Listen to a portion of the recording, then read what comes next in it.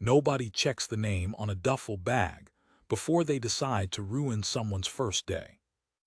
That was the mistake at Camp Bristow that morning, and by nightfall, half the base would be talking about it in whispers passed from bunk to bunk like contraband. The rain had started at 400, thin and cold, the kind that doesn't announce itself so much as settle into your bones before you notice it's there. By the time the new transfer walked through the gate carrying a single gray duffel bag, the walkway had turned to a soup of mud and gravel, ankle-deep in places, the kind that sucks at your boots and makes you doubt every step. She didn't complain. She didn't even slow down. She just walked, boots sinking with each stride, chin level, eyes forward, like she'd done this 100 times before in 100 worse places. Her name was Captain Alma Reyes, though nobody at the gate knew that yet. To them, she was just another new face, a woman, alone, no escort, no announcement, arriving 2 full days ahead of her official start date listed on the base roster. That detail alone should have made someone curious enough to check. Nobody did.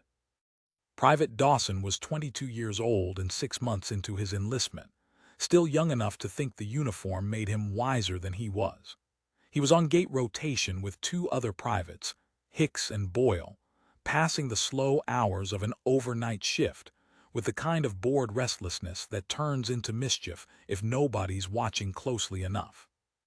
When Dawson spotted the lone figure coming through the checkpoint in plain fatigues, no visible rank insignia catching the low floodlights, he made a decision that would follow him for the rest of his career, though he had no way of knowing that yet. "Hey," he called to his buddies, grinning, nodding toward her. "Boss wants freshies out of the truck. New meats here." It wasn't cruelty, exactly, not in his mind. It was tradition, or what passed for tradition among bored young men who'd absorbed a dozen half-remembered stories about how newcomers got welcomed at other bases. Rough hazing dressed up as camaraderie. Harmless, they told themselves. A rite of passage everybody survived. 3 of them grabbed the pressure hose they used to wash down the transport trucks after long convoy runs, thick rubber, industrial nozzle, the kind of spray that could knock a man off balance if he wasn't braced for it. Reyes didn't see it coming. There was no time to see it coming. The water hit her square in the chest, cold enough to punch the air clean out of her lungs, and she staggered back a full step, boots slipping in the mud, her duffel bag falling from her shoulder and landing in a puddle with a wet, final-sounding thud. The men laughed. Real laughter, the kind that comes easy when you don't yet understand what you've done. Corporal Hicks, older than the other 2, cockier, the self-appointed ringleader of the gate crew, wiped rain and hose water from his eyes and called out through his grin, "Welcome to Bristow, sweetheart." Boyle, younger even than Dawson, laughed along mostly because the others were laughing, the way boys do when they haven't yet learned to think for themselves in a crowd. Reyes didn't yell, she didn't cry, she didn't even flinch the way they expected her to. She stood there in the downpour, soaked through to the skin, water running in a steady line off her chin and pooling at her collar, and she looked at each of them in turn, slow, deliberate, unhurried, like she was cataloging something, filing it away for later use. Something in that look made Dawson's laugh die in his throat before he understood why it had died at all. It wasn't fear exactly. It was recognition, the kind you feel in your gut before your brain catches up, the sense that you've just made a mistake far larger than the moment suggested. "Pick up my bag," she said, quiet, no heat in it, which was somehow worse than if she'd screamed. Nobody moved. "I said pick it up." Hicks stepped forward first, still riding the high of his own joke, ready to fire off something clever, something that would make the others laugh again and put him back in control of a moment that was somehow slipping sideways beneath his feet. That was the exact moment Sergeant Major Klein came around the corner of the supply building on his own late rounds, saw the scene laid out in front of him. 3 young soldiers, a soaked stranger, a fallen duffel bag, and went pale in a way none of the 3 had ever seen on his weathered face before. "Attention," Klein barked, so sharp and sudden that all three men jumped like they'd touched a live wire. They snapped upright instinctively, spines straight, confusion still written plainly across their faces, not yet understanding what had triggered such urgency in a man who'd spent 30 years being difficult to rattle. Klein didn't waste time on them. He crossed the distance to Reyes in 4 long strides, bent down, and picked up her fallen bag himself, holding it out with both hands like it was something fragile, something that deserved more care than it had just received. "Captain Reyes," he said, and the rank landed on the 3 privates like a dropped weight, each syllable driving the reality of the situation deeper into their stomachs. "We weren't informed you were arriving today, ma'am. I apologize for this." "Captain," Dawson repeated under his breath, barely audible, the word tasting like something he wanted to take back the second it left his mouth. Reyes took her bag from Klein without a word of thanks, water still streaming down her sleeves in thin rivulets, and turned her attention to the 3 men standing frozen at rigid attention in the pouring rain. Nobody who witnessed what happened next spoke a single word until she was well out of earshot. "Names," she said to Klein, not even looking at the 3 of them directly. He gave them Hicks, Dawson, Boyle, each syllable delivered like testimony. She nodded once, a small, economical gesture, the kind that suggested she was already 3 steps further into some private calculation the rest of them weren't privy to, and walked toward the command building without a backward glance, boots squelching through the same mud that had swallowed her bag minutes before. Klein exhaled hard once she was gone, the kind of breath a man releases after realizing he nearly stepped on a landmine he hadn't seen. He turned to the 3 of them, and for the first time that night, his voice wasn't a bark. It was something closer to disbelief. "You 3 just hosed down a company commander," he said. "A captain, on her first night on this base. Pray to whatever God you believe in that she's got a sense of humor about it." She did not, as it turned out, not about this, not even close. By 800 the story had already spread through the barracks the way bad news always does, faster than good news, twice as loud, and considerably more embellished with every retelling. Reyes hadn't filed a formal complaint. She hadn't needed to. 3 soaked recruits standing at rigid attention outside the command building at midnight, mud caked to their boots, and a very particular shade of horror painted across their faces, told the story better than any written report ever could have. Word traveled through mess hall gossip and hushed barracks conversations until, by breakfast, there wasn't a soul on base who hadn't heard some version of what happened at the gate.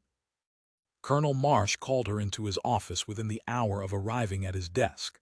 He was a heavy-set man nearing the tail end of a long career, the kind of officer who preferred his base run quietly and predictably, and who had never much cared for surprises, least of all the kind that arrived soaking wet and 2 days ahead of schedule. He'd read her transfer file the night before, twice actually, the second time more carefully than the first. 2 tour advising forward units in terrain few soldiers ever wanted to see twice. A commendation for actions during an ambush near a border he wasn't fully cleared to discuss, the specifics blacked out in 2 full lines that made even a colonel's eyebrows climb. He hadn't expected her early arrival. He certainly hadn't expected the mess waiting for her at his own front gate.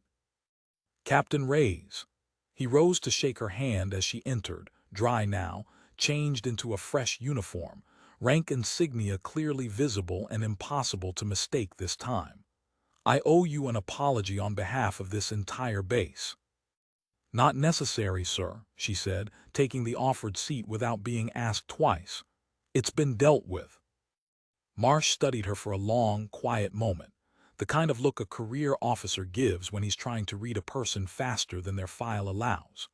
There was something in the flatness of her voice that made him believe her completely, not forgiveness exactly, and certainly not anger either.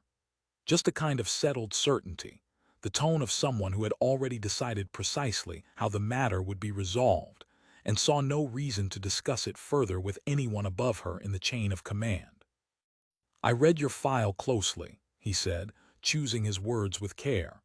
"To tour advising, a commendation I'm not fully cleared to understand the details of, and now you're here to take command of Foxtrot Company."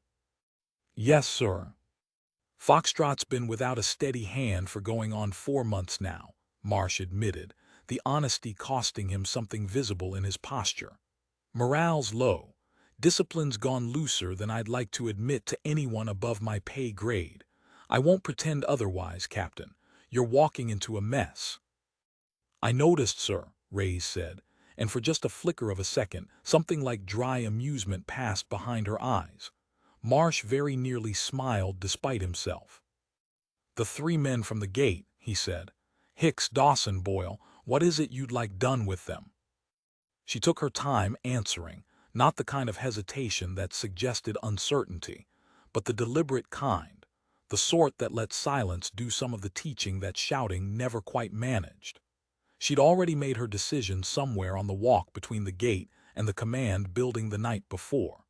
She simply wasn't in the habit of announcing her conclusions before she'd finished examining them from every angle. "Nothing for now," she said finally. "Bring them to morning formation tomorrow. All of Foxtrot Company, not just the 3 of them. I'll handle it there in front of everyone." Marsh's eyebrow rose. "Public discipline isn't usually what I'd recommend on a commander's first week, Captain. Gives the wrong impression sometimes. Makes it look personal." "It's not discipline, sir," Reyes said evenly. "It's an introduction. There's a difference, and I intend for every soldier under my command to understand it clearly by the end of the week." She left his office without offering further explanation, and Marsh sat back down slowly behind his desk, already suspecting, with a mixture of relief and faint unease, that Foxtrot Company was about to undergo changes considerably larger than he'd anticipated when he'd first requested a new commander from higher up.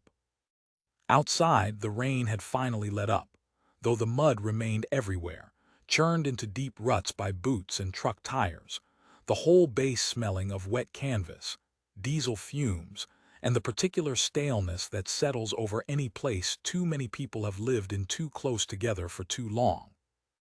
Reyes walked the length of the base that morning entirely without escort, memorizing its layout with the same methodical attention she brought to every unfamiliar place. Exits mapped, blind spots noted, the location of the armory logged without conscious effort, weak points in the perimeter fence cataloged almost against her will. It was a habit far older than her current rank, something drilled so deep into her over the years that she'd long since stopped noticing she was doing it. In her experience, the places that looked the safest on paper were rarely the ones that stayed that way when it mattered. She found Foxtrot's barracks by mid-morning, 32 men in varying states of undress and discipline, lounging in postures that told her everything she needed to know about 4 months of absent leadership without a single word being spoken.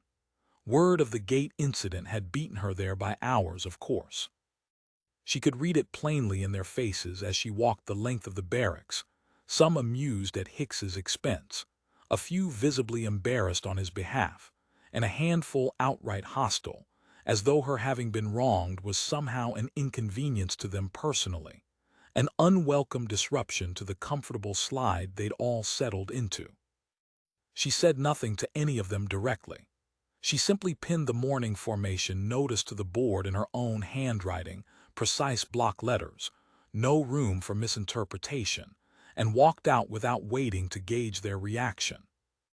That night in the relative privacy of the barracks after lights out, Hicks tried to laugh the whole thing off with his bunkmates gathered close enough to hear him over the low murmur of the room.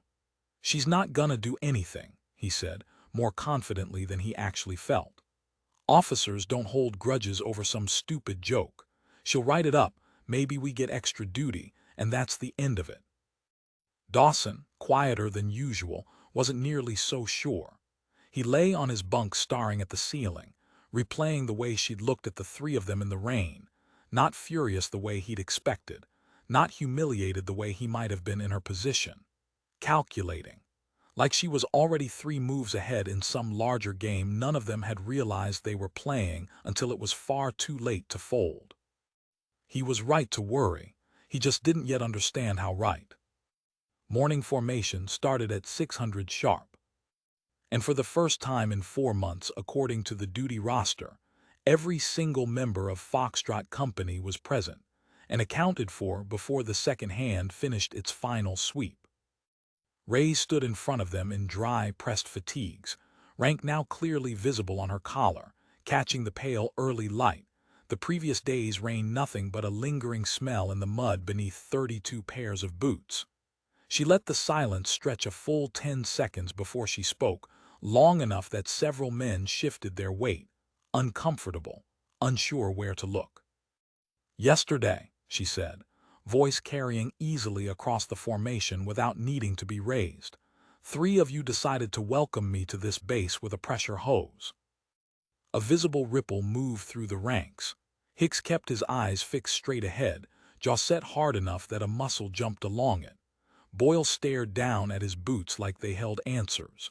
Dawson kept his eyes on her, waiting, some instinct telling him that looking away now would be its own kind of mistake. "I want to be clear about something, since I know how these stories tend to grow once they leave a room," Reyes continued. "I'm not standing here angry that I got wet. I've been considerably wetter, considerably colder, and in far worse company than 3 young soldiers with more confidence than judgment." A few nervous laughs rippled through the formation. She allowed them to happen, watching the tension bleed off a degree, then continued before it could settle too comfortably. "What concerns me," she said, and her voice dropped just enough that every man in that formation instinctively leaned in to catch it, "is that 3 trained soldiers saw an unfamiliar face arrive alone on this base, made a set of assumptions based on absolutely nothing, and acted on those assumptions without asking a single question first. That's not a harmless joke, gentlemen. That's a failure of basic situational awareness. And in the field, that exact kind of failure gets good people killed. Not eventually, immediately." The laughter died completely this time, and stayed dead. Hicks, Dawson, Boyle stepped forward. They did, boots sinking slightly into the softened ground, and came to attention in front of the entire assembled company, all 32 pairs of eyes fixed on them now instead of her. "You're not being punished," Reyes said, and watched confusion move visibly across all 3 faces, replacing the dread they'd clearly been bracing for. "Effective immediately, the 3 of you are being reassigned as my personal fire team. You'll be the first through every door I need opened on this base, and the last one standing when I need a position held. If you 3 are even half as fast and committed with a weapon as you were with that hose 4 nights ago, we're going to get along just fine." It took a long moment for the words to fully land. Dawson understood it first, watching her face carefully as the realization settled. This wasn't leniency dressed up as mercy. It was a test, quite possibly the hardest one she could have designed for exactly this purpose. She wasn't going to let any of them simply forget what they'd done on her first night here. She was going to make them prove, day after day, action after action, that they were something more than 3 men who'd hosed down their new commanding officer without bothering to check who she actually was. Hicks, to his genuine credit, straightened his spine another visible inch and answered, "Yes, ma'am," with something in his tone that sounded almost like relief at having been given a path forward instead of a punishment with no exit. Reyes turned back to address the rest of the assembled company. "The remainder of you have exactly 2 weeks to convince me that this base runs the way it's supposed to run. I've read every report filed on this company over the last 4 months. I know precisely what's been allowed to slip. That ends today, starting with this formation." She spent the following hour walking the entire company through drills that clearly hadn't been executed properly in months. Weapons checks conducted with real scrutiny instead of a bored rubber stamp. Formation discipline tightened until it actually resembled something.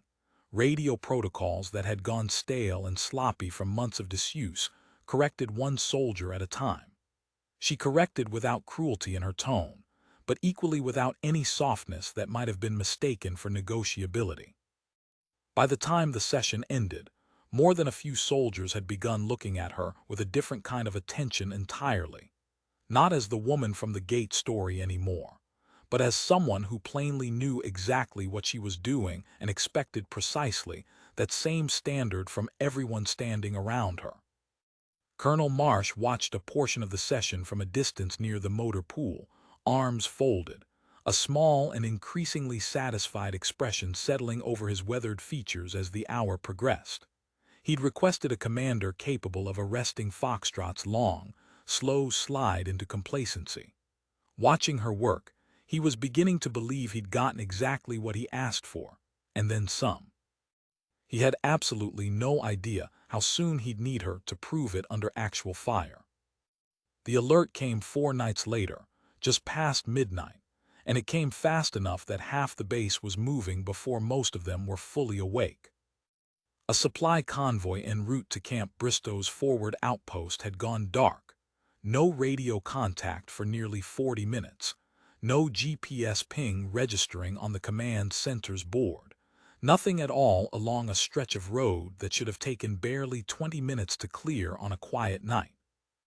Colonel Marsh was pulled straight out of bed by an aide pounding on his door, and by the time he reached the command center in a half-buttoned uniform, the picture forming on the map table was already bad enough to put a genuine knot in his stomach. 6 vehicles, 14 personnel, according to the manifest, somewhere along a stretch of road bordered by dense tree line, a known weak point in the base's outer security perimeter that officers had been requesting funding to reinforce for the better part of a year, requests that had gone unanswered every single time. "Get me a response team moving now," Marsh said, already reaching for the radio handset.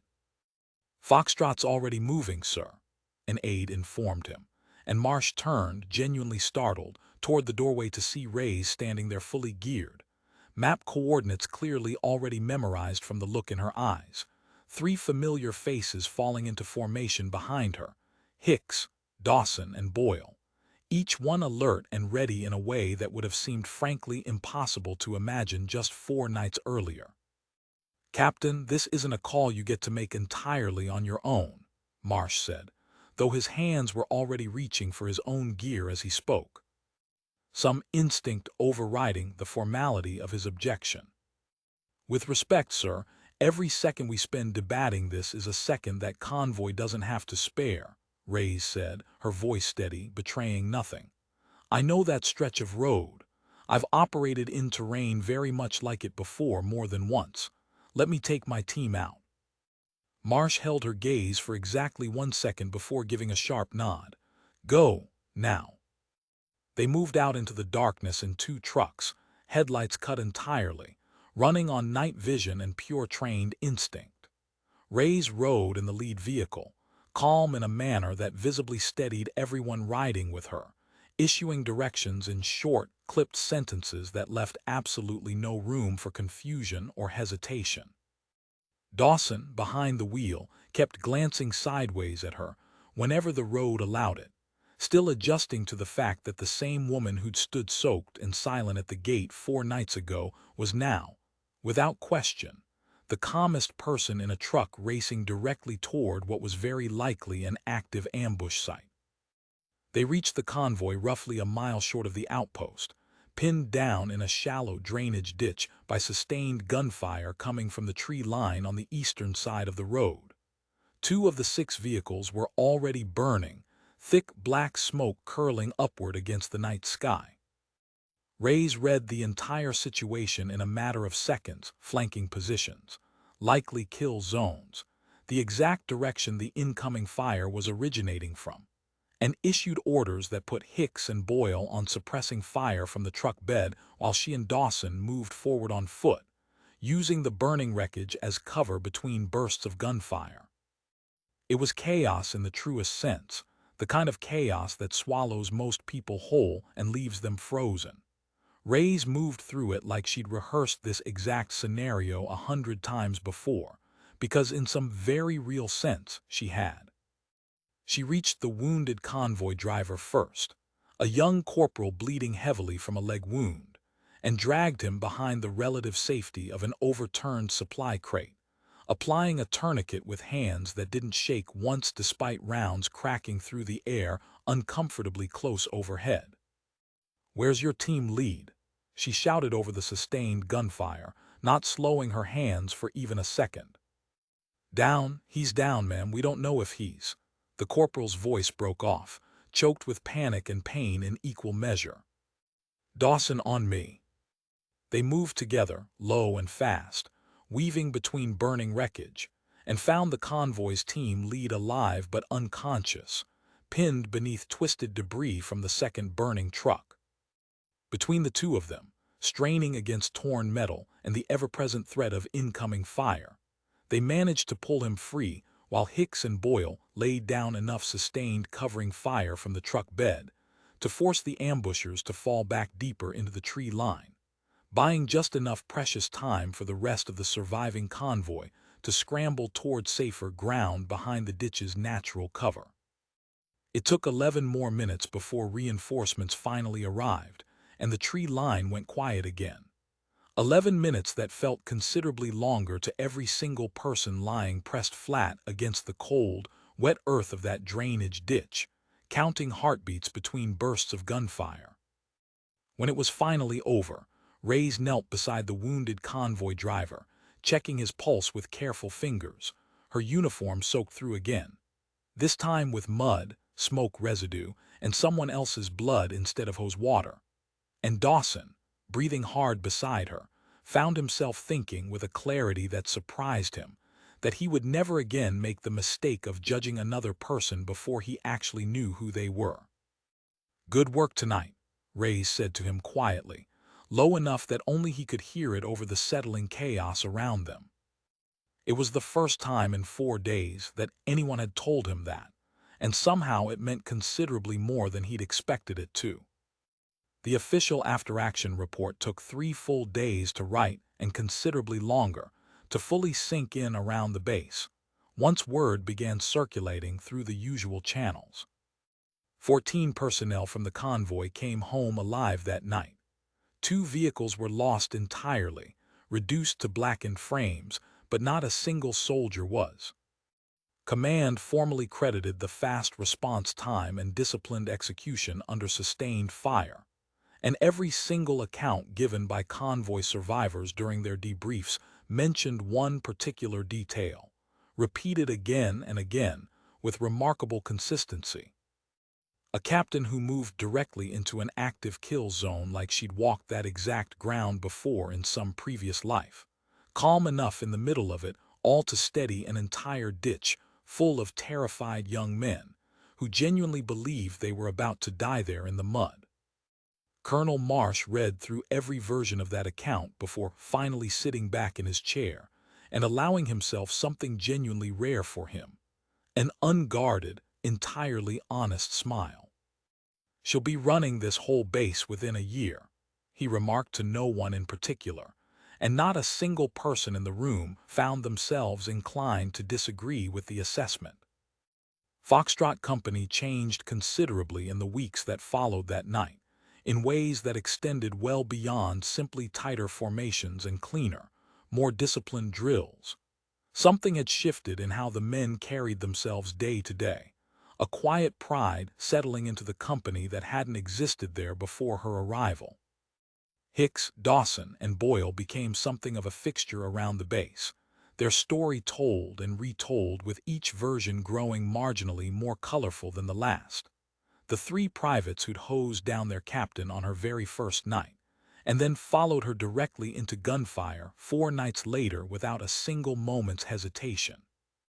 Dawson found Reyes in the equipment yard about a week after the ambush, cleaning her rifle in the fatting light of early evening, the base settling into its usual quiet nighttime rhythm around them both.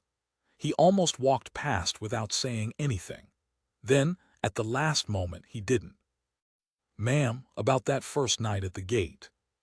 "Already forgotten, Dawson," she said, not looking up from the rifle in her hands. "I don't think that's actually true, though," he said, surprising himself with his own honesty. I think you remember absolutely everything, all the time. That comment finally got her to look up from her work. Something close to an actual smile crossed her face, brief, understated, but genuine. You're not wrong about that, she admitted. But I've made my peace with how it started here. Some of the very best soldiers I've ever had the privilege of working with started out badly, underestimating me completely. It tends to sort itself out, one way or another. Dawson thought about the hose that night, the mud. The way she'd stood there completely soaked and utterly unshaken, while three grown men slowly began to realize exactly how badly they'd misjudged that entire moment.